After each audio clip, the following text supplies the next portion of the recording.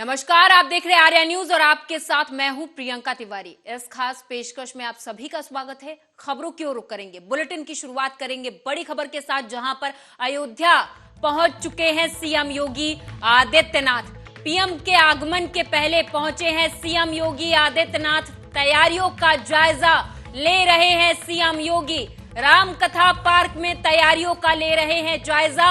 अधिकारियों से लिया सुरक्षा व्यवस्था का हालचाल, तैयारियों का जायजा ले रहे हैं सीएम योगी। पीएम के आने से पहले सीएम पहुंच चुके हैं अयोध्या और वहां पर अधिकारियों से सुरक्षा को लेकर बातचीत की है सीएम योगी ने।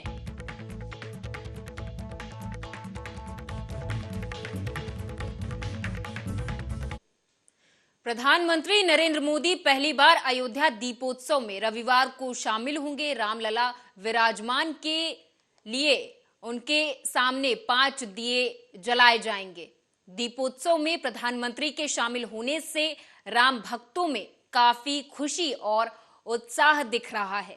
दीपोत्सव के लिए श्री राम जन्मभूमि पर फूलों की विशेष सजावट की गई है।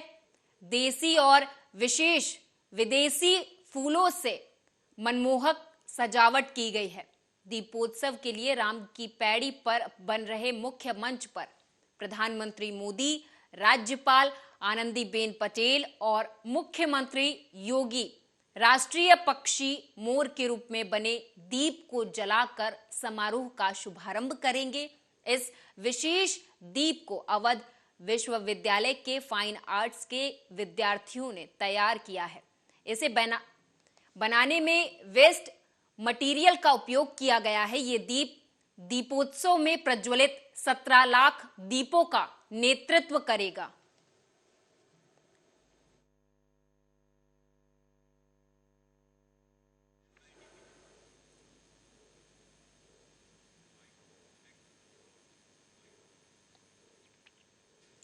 दीपावली की धूम चारों तरफ देखी जा रही है। बाजारों में भी तेजी देखने को मिल रही है। तो वहीं बाजारों में चाइनीज सामानों की भरमार आ जाने से कुम्हारों के सामने जीवन यापन का संकट पैदा हो गया है, क्योंकि दिन प्रतिदिन नए नए प्रकार के चाइनीज सामान बाजारों में देखे जा रहे हैं, जिससे मिट्टी के बने सामानों को कोई खरीदता ही नहीं, जिससे इससे जुड़े लोगों को पलायन करने में मजबूरी हो रही है।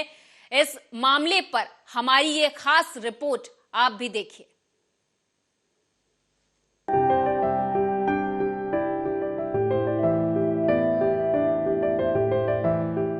आगामी त्योहार दिवाली के अवसर पर एक से बढ़कर एक चाइनीज सामानों ने बाजारों में दस्तक दी थी। चाइनीज सामानों की चकाचौंध के आगे कोई मिट्टी के बने सामानों को खरीदार ही नहीं मिल रहे, जिससे इस रोजगार से जुड़े लोगों के सामने आर्थिक संकट आकर खड़ा हो गया है। यूं तो दीपावली का पर्व दीप जलाकर किया जाता है। इससे जुड़े कुम्हार जाति के लोग दिन रात मेहनत कर दीपक बनाते हैं, लेकिन इसमें जिस हिसाब की मेहनत लगती है उस हिसाब का मुनाफा नहीं मिल पाता है। यही कारण है कि कुम्हारों के बेटे अब इस काम से दूरी बनाते जा रहे हैं और आने वाले समय में हमीरपुर में दीपक बनाने वाले शायद ही मिले। वीडियो जर्नलिस्ट दिनेश के साथ सत्यम सिंह, हमीरपुर। तो वहीं बात की जाए पिछले कई सालों की, तो लोग इस रोजगार से जो जुड़े हैं उन लोगों को शहरों की तरफ पलायन करना पड़ रहा है। प्रजापति समाज के लोगों का कहना है कि हर साल की तरह इस साल भी दिवाली को लेकर मिट्टी के दिए और तमाम प्रकार के सामान बनाए गए थे, लेकिन बाजार में चाइनीज सामानों की वजह से मिट्टी से बने सामान कोई खरीद ही नहीं रहा। साथ ही ये भी कहा गया कि व्यवसाय में घाटा होने की वजह से उनकी दिवाली फीकी पड़ गई है। चाइना का सामान आवत है तो वो हमारी मतलब नहीं बिक्री हो रही है, तो बच्चे सब बाहर हैं, करते खाते हैं। हम लोग यहाँ क्या करें, गांव में नहीं बिक रहा है। चाइना का सामान यहाँ आए अपना लेन देन करते हैं, बस यहाँ क्या गाँव में दे रहे हैं बस। मिट्टी के बर्तन के कारोबार जहां पूरा परिवार लगा रहता था, वो आज कमाई नहीं होने से दूसरे शहरों में काम की तलाश में जा चुका है। हाँ, बच्चे आपके साथ में, हम पिताजी के साथ में हम लगे रहे, पिताजी गुजर गए तो हम रह रहे हैं, हमारे बच्चे बाहर हैं, बाहर करते खाते हैं, इसमें नहीं बिक्री हो रही तो बच्चे बाहर हैं सब। तो वहीं उनका ये भी कहना है कि सरकार चाइनीज सामानों पर प्रतिबंध लगाए तो उनके लिए कुछ सहूलियत मिल सकती है।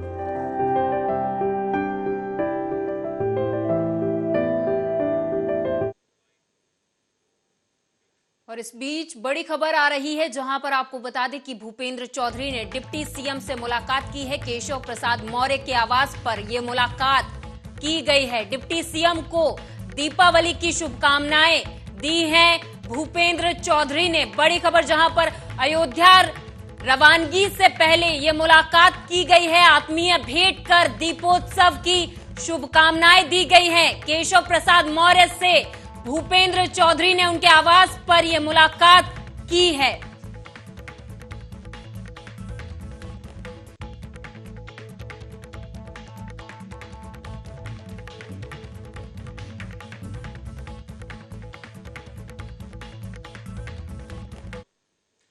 गोरखपुर से अगली खबर है, जहां आपको बता दें कि गोरखपुर के एडीजी अखिल कुमार की मानवीय पहल, जहां पर गरीब और बेसहारा लोगों के साथ दीपावली उन्होंने मनाई है। एडीजी ने मातृ छाया अनाथ आश्रम में दीपावली मनाई है। एडीजी ने उन्हें मिठाइयां और उपहार भी दिए। सीओ कैंट, एसएचओ कैंट और संस्था के अन्य लोग इस दौरान मौजूद रहे।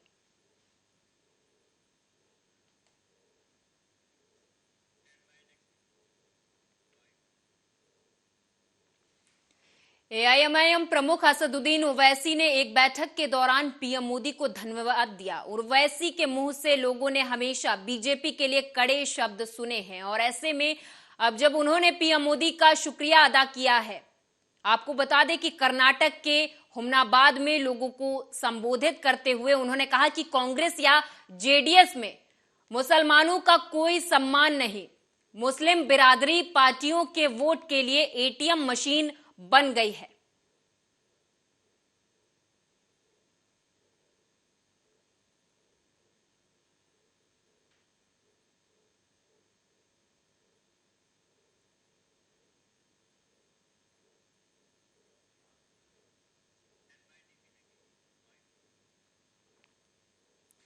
फतेहपुर से अगली खबर है, जहां आपको बता दें कि फतेहपुर के हावड़ा रूट पर मालगाड़ी पटरी से उतर गई है। हावड़ा रूट ट्रैक बाधित हुआ है। डाउन ट्रैक पर मालगाड़ी थी, 7 कोच एक दूसरे पर चढ़ गए हैं। बताते चले कि अप और डाउन ट्रैक दोनों बाधित हो गए हैं। देर शाम तक रूट सामान्य होने के लिए संभावना जताई जा रही है।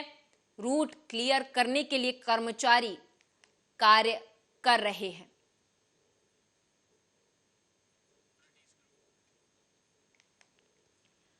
तो फतेहपुर से यह खबर है, जहां आपको बता दें कि हावड़ा रूट पर मालगाड़ी पटरी से उतर गई है। तस्वीरों में आपको दिखा रहे हैं किस तरीके से पटरी से उतर गई है मालगाड़ी और सभी कोच इधर उधर पड़े हुए हैं। एक के ऊपर एक कोच दिखाई दे रहे हैं। ये भीषण हादसा हुआ है, जहां पर हालांकि मालगाड़ी थी, कोई जनहानि की नुकसान नहीं, जनहानि की सूचना नहीं है, लेकिन तस्वीरों में आपको दिखा रहे हैं पटरी से मालगाड़ी उतर चुकी है और इधर उधर कोच इसके पड़े हुए हैं।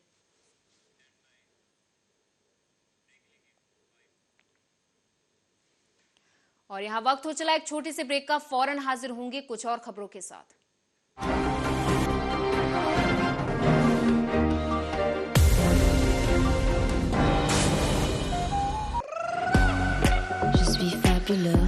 Les bandes dans tes cheveux, c'est tant mieux. Le monde est dangereux. Breathable bamboo fabric by Siarams. Feel the air.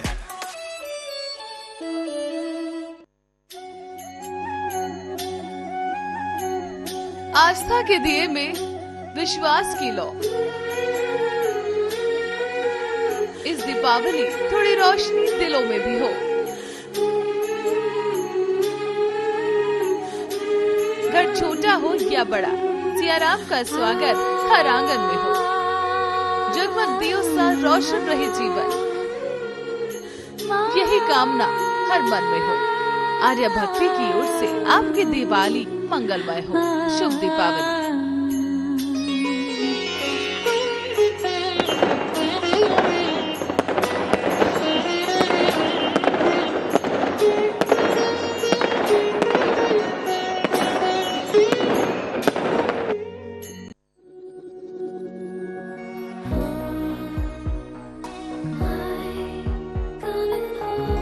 Odor-free bamboo fabric by Sia Rounds. Feel the freshness.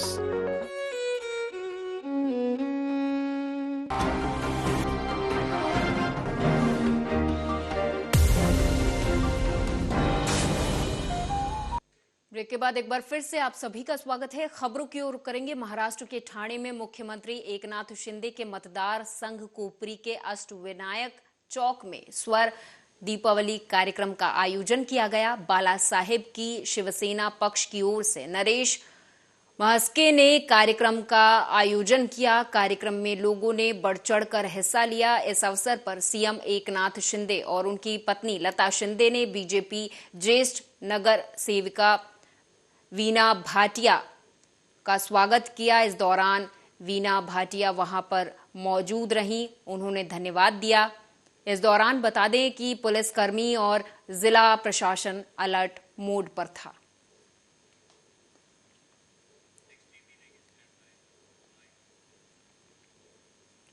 Nashik के येवला शहर में सड़क पर पड़े खड्डे से परेशान स्थानीय नागरिकों ने गड्ढे में दिए जलाकर अपना रोष व्यक्त किया है। येवला शहर में सड़क पर जगह जगह गड्ढे हैं। गड्ढों से शिकायत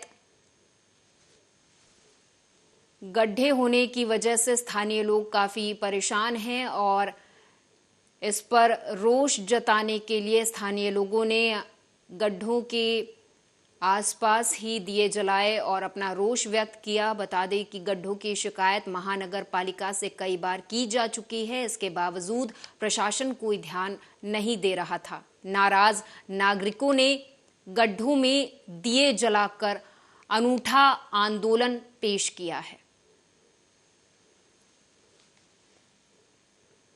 राणा प्रताप यांच्या पुतळ्यासमोरील हा रोड, त्यांच्या नावाने ओळखल्या जाणारी ही गल्ली, आज याची जर परिस्थिती बघितली तर मोठमोठे खड्डे। गेल्या 3 वर्षापासून या रोडची परिस्थिती एकदम भयानक आहे। या रोडवरून जाणाऱ्या येणाऱ्या अनेक महिला स्कूटीवरून असो, टू व्हीलरवरून असो पडतात, त्यांना दुखापत होती। अनेक या रोडबद्दल आम्ही अनेक वेळेस तक्रारी दिल्या, निवेदन दिले, परंतु प्रशासन याच्याबद्दल कोणतीही दखल घेत नाहीये। पावसाळ्यात जर बघितलं तर या खड्ड्यांमध्ये पाणी साचून डासांचे, माशांचे व अनेक आजारांचे साम्राज्य पसरते या एरियामध्ये। आणि दुसरे असे उन्हाळ्यामध्ये या रोडवर इतका फुफुटा असतो का अनेक महिलांना दम्यासारखे भयंकर आजार या रोडमुळे झालेले आहे। तसेच या एरियामध्ये असणारे नगरसेवक देखील या रोडनी जातात येतात, पण कोणीही याबद्दल दखल घेत नाहीये।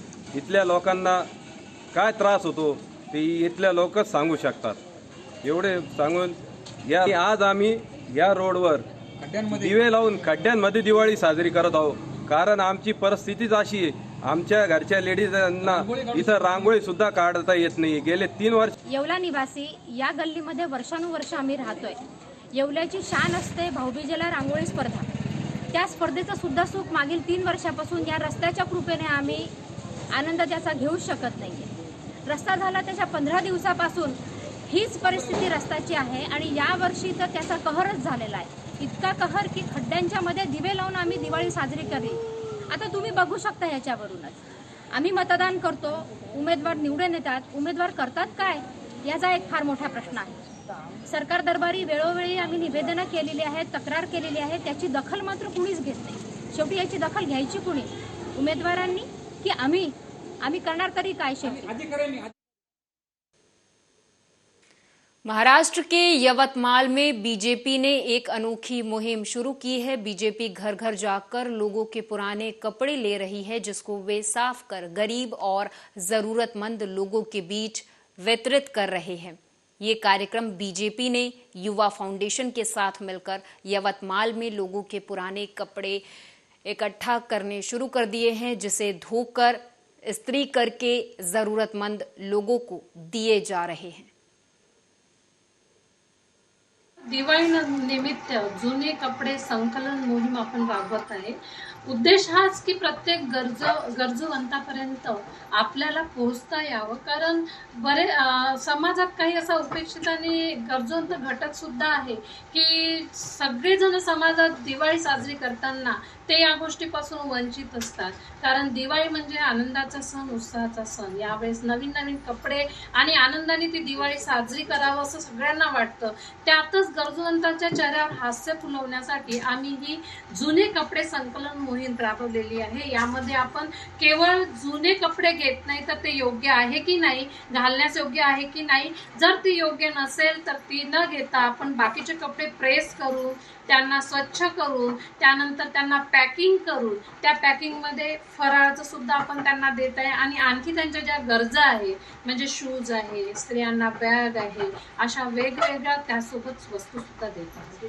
आणि काही सामाजिक संस्थेने जसं आपल्यासोबत महिला सक्षमीकरण केंद्रासोबतच युवा फाउंडेशन आहे आणि युवा फाउंडेशन पूर्ण यवतमाळभर संकलन करण्याचं हे काम करतं। ते रोहित राठोड यांच्या नेतृत्वात युवा संकलनाचं युवा मोर्चाचं हे काम चालतं आणि महिला सक्षमीकरणाच्या वतीने आपण सगळं यवतमाळातल्या महिला हे संकलन करतो। यामध्ये या महिलांनी केवळ संकलन आल्यानंतर त्यांना सगळे कपडे छाटणे, त्याला स्वच्छ धुणे, कुठे काही कमी जास्त असेल तर ते नवीन कपडे शोधून काढणे, त्याला पॅकिंग करणे। महंगाई की मार घर साफ करने के उपकरण झाड़ू पर भी पड़ रही है। महाराष्ट्र के वर्धा इलाके में बड़े पैमाने पर बनने वाले झाड़ुओं की कीमतों में 20% की बढ़ोतरी देखी गई है। दिवाली के अवसर पर हिंदू धर्मानुसार लक्ष्मी पूजा के अवसर पर झाड़ू की भी पूजा की जाती है। लोग नए झाड़ू खरीदते हैं। इस बार बढ़ी हुई महंगाई का असर झाड़ू की कीमतों पर भी पड़ा है और अब एक झाड़ू की कीमत 40 रुपए हो गई है। हा झाड़ू तो आहे, ही लक्ष्मी आहे। हा झाड़ू जो आम्ही आहे तो हा झाड़ू आम्ही दिवाळीनिमित्त आमचा हा चांगला जाते। हा रोजगारामध्ये आम्ही दिवाळी करू शकतो। आमच्या बालबच्च्याला नाही मोठा कपडा खरीदला तरी आम्ही थोडंफार देवीची पूजेचं वगैरे सामान घेऊ शकतो। आम्हाला ह्या दिवाळीत झाडू मांडी खूप आनंद वाटते। हा एक झाडू पहिल्या पूर्वीपासून तर पहिल्या पूर्वीचे आमच्या त्या काळामध्ये 2 रुपये झाडू होता। आता जो आहे मग मागच्या वर्षी 30 रुपये होता। आता या वर्षी 40 रुपये झाडू चालला। कोणी घेते कोणी नाही घेत।